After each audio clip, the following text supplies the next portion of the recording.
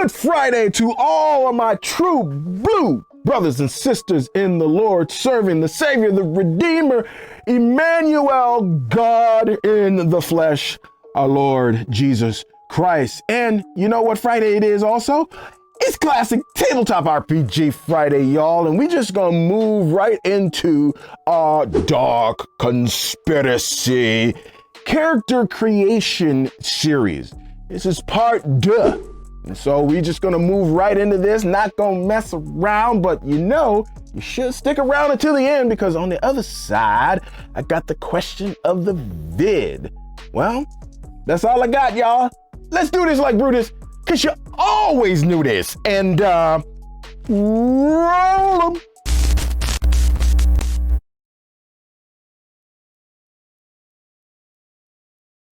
Next on the list are skills, and you're going to have to understand a little bit about them before you start placing points all over the place. So you get so many skill points, and that's going to depend on what you're actually doing in the character creation process. You have what's called initial skills. That's all the skills that you get during character creation. Then you have acquired skills, which are the skills that you acquire during gameplay.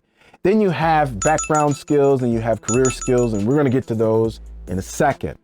Now, your skill levels go from 1 to 10, and each of your skill has what's called a controlling attribute. Let's go back to the character creation sheet, because now all that stuff that you've been seeing will start to click. So just taking strength here as an example, you can see underneath there are all these skills: archery, heavy weapons, mechanic. All of those are controlled by strength, and they're controlled by the level of strength. Let's say you start off in archery with like 5, and during the process, it goes up 2 levels to 7. It's equal to your controlling attribute. Everything's cool so far. Well, let's say you go further on down the line and you get another level of archery. Well, then at that point, every level over the top level of your controlling attribute is halved. So basically, in order to actually increase a level of a skill by 1 point, you would have to spend 2 skill points. So it may be that some of your skills will be in the 0.5 area. I have a 3.5 here or a 5.5 over there. Keep that on your sheet, because you're going to need that just for character advancement purposes. However, when it comes to actually playing the game, you're just going to ignore the 0.5. So if it's 6.5, it's just going to be 6. Or if it's 8.5, 8. The 0.5 only comes into play when it comes to character advancement. Now, as I said, there are going to be different skills that you're going to get at different times. And the first skills you receive are called background skills. Now, these skills are the skills that you got as you were living up into the age of 17. Now, why age 17? We'll get to that in a minute. So let's first go and look at the background skills. So you only have so many background skills. And if we're looking at this, you got your archery, your empathy, computer operation, so on and so forth. So you don't have the full whop when it comes to your skills.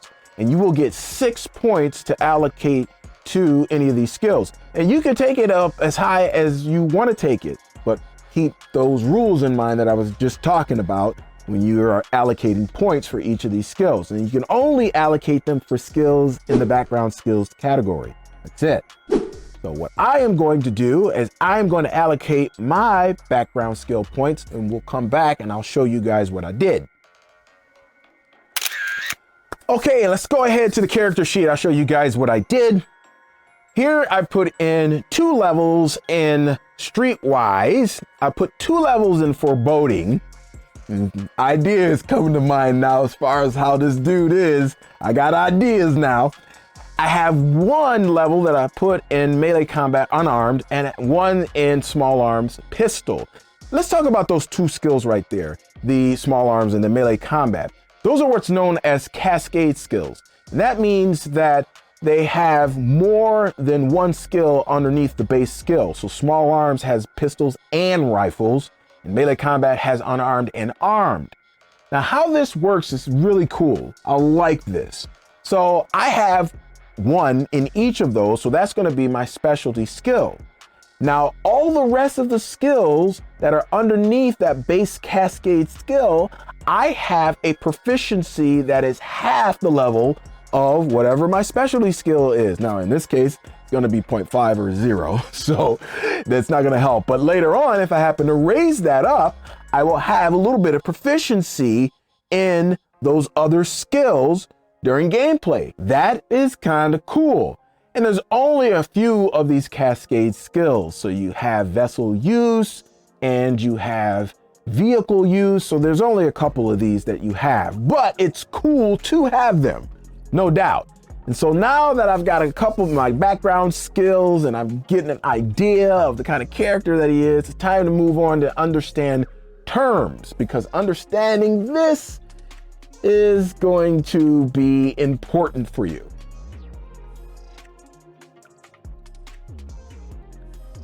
I mentioned just a second ago that you are going to start off at age 17. Now, if you're familiar with Traveler, then you kind of see the writing on the wall here and how they're going to do this. So you start off at age 17, and once you enter a career, you will get skills. And every term is 4 years long. In each term, you're going to get more skills, but you're going to age 4 years. So for your first term in a career, you'll get these skills, and then you'll be 21 by the end of that term. Your first 3 terms, everything will be cool. You won't have to be concerned about anything. It's once you get to your 4th term that you're going to have to roll to see if you lose a step versus your agility. And this is the same thing again that happens in Traveler. So the older that you get, you may lose a step on some things. So for terms 4 and 5, you have to roll versus your agility. And I've already determined I'm probably going to go like 4 or 5 terms for this character. For terms 6 and 7, not only do you have to roll for your agility, you have to roll for your strength. And if you go past 7, which why in the world would you go past 7? But some people want to play that kind of old elderly kind of person. Maybe they do. Then if you do that, then you're going to go ahead and have to roll for your agility and your strength and your constitution, all 3 of those. There's a way to plan for this though.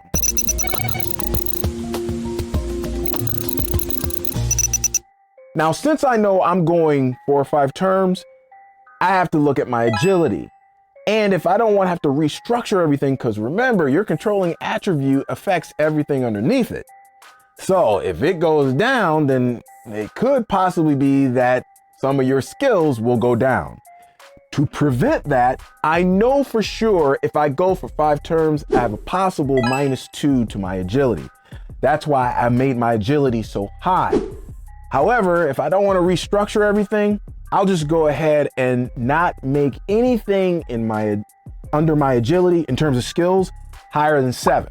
So this way, if I get unlucky on both rolls, which the possibility is going to be that I'm going to lose a step on both of those, then I won't have to be concerned about changing any of my skills. They'll all be at max level of 7 because I lost 2 points. So how exactly do you roll to see whether or not you're going to lose a step in your abilities? Simple. Roll 1d10. If you roll underneath your attribute score, you just lost a point. If you roll over, you didn't lose a step and you are good. Since my agility is 9, remember, I'm probably going to lose a step or 2 here. So that's why I'm not going over 7 in my skills underneath agility if I happen to choose some.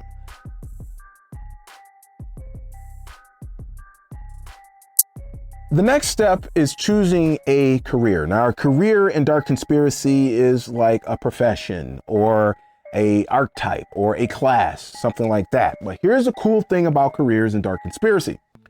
You can change. That means that you don't have to stay with the same career every term. If you wanted to do 4 terms and change your career every 4 terms, you could do that. You are totally free to do that. And that's what's so cool, because I think that's more reflective of reality. We change careers, people change careers all of the time, new seasons in their lives. Some people have the same career for a long amount of time. Some people only have a couple of careers. So it just depends on the type of character that you want to create.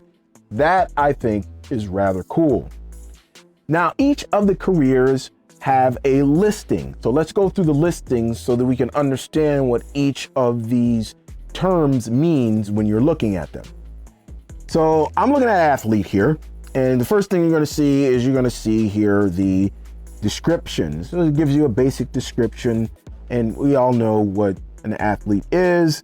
You know, football, hockey, professional wrestling, UFC, whatever you want to do, you know, you can choose that, you know, off the top of the mind if you want to.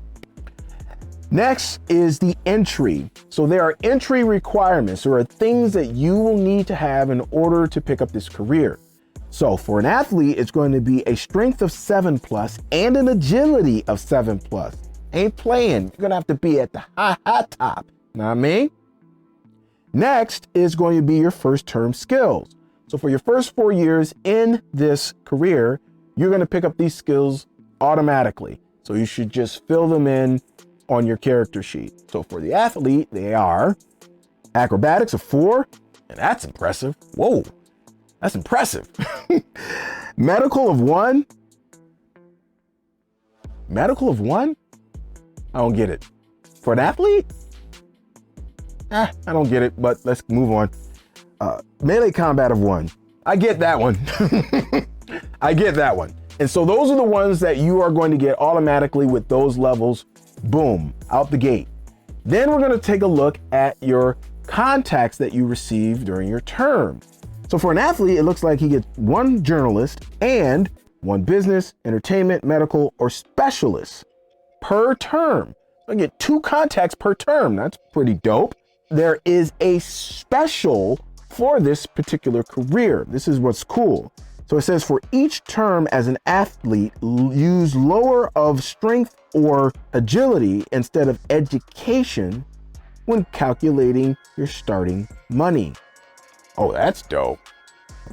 If you got a pretty high agility or strength, which you would have to have as an athlete, oh, that's dopeness. I like that. Wow, that is cool. Now, the next thing that you're going to have to determine is, are you going to continue in this career or are you going to move on to another one? If you're going to continue in this career, then we move on to the subsequent term skills. Now, as you can see here, there are a list of skills here, and you're going to be able to put 6 levels of skill points in any of these skills in whatever way that you want to put them in there. So you can get 6 new skills and put 1 in each. Or you can put level 2 3 times, level 3 2 times, or level 6 1 time. However you want to do it. And you can mix it up, but it has to be these skills of the subsequent term. Or, like I said, you can choose another career and then spend your next 4 years getting the first term skills from that. So let me go ahead, because I have an idea of this individual and what they are and who they are. And like I said, I got at least 4, possibly 5 terms that I'm going to be serving. So let's get to my first 3 terms, and then you guys can see me roll to see if I lose a step in my agility for my last 2 terms. All right, so I want you guys to take a look at my character sheet. But first, let me tell you the careers that I had chosen for my first 3 terms. So my first 3 terms, I chose 2 careers. So my first career was as a ganger. He spent 8 years in the gangs from age 17 all the way up to age 25. He was in the gang. And he got wise on some things. He started seeing some things going on, and he's like, I need to get out of here. But his curiosity, as far as what was going on with these dark minions, started to get the best of him. So he became a bounty hunter for his 3rd term. This reflects these first 3 terms as a ganger and a bounty hunter. Now, I told you that I wanted you guys to be in on whether or not he's going to lose a step in his agility, because he's got 2 more terms. I've decided I'm going to go 2 more terms. So a total of 5 terms, and he's going to be in these last 5 terms a private investigator. Let's go ahead and let's roll this to see what happens if he loses a step in his agility for these last 2 terms. I'm just gonna roll it twice. All right, we got 2 times here to see if he loses a step on this agility. So let's see what we can get. I'm expecting to lose twice. That's the expectation because his agility is so high. So let's see what happens. 4. So there's 1. Let's do the last one. 1. Good grief. All right, so I lost 2 of my agility. So my agility goes from 9 to 7. Still pretty darn good, y'all. Still pretty darn good. I'm gonna go ahead and finish him up as an private investigator, and then you can see the total character sheet in terms of all of their skills. And I probably am gonna come up with a name too. I really like character creation in Dark Conspiracy. It allows you to pivot as you go, because if you don't really have a vision at first, as you keep putting points in certain places, normally a vision begins to form in your mind. And so it allows you to do that as you're like switching careers and doing things like that. Really like this. Hey, if you got any value out of this video today, so whether you were entertained, whether you learned something new or something else, can you do a brother a solid? Give me a little bit of YouTube algorithm love and crush the like button. Also, if you are new or not and you've just been sticking around and you really want to join the fam, then go ahead, hit the subscribe button and the notification bell. God willing, I come out with videos every Tuesday and Friday. Let's get straight to the question of the vid. When it comes to supernatural horror, because it seems to be a thing in the tabletop RPG space as far as the descriptions and how deep we want to go with that, what would you prefer? And let's break it down by rating.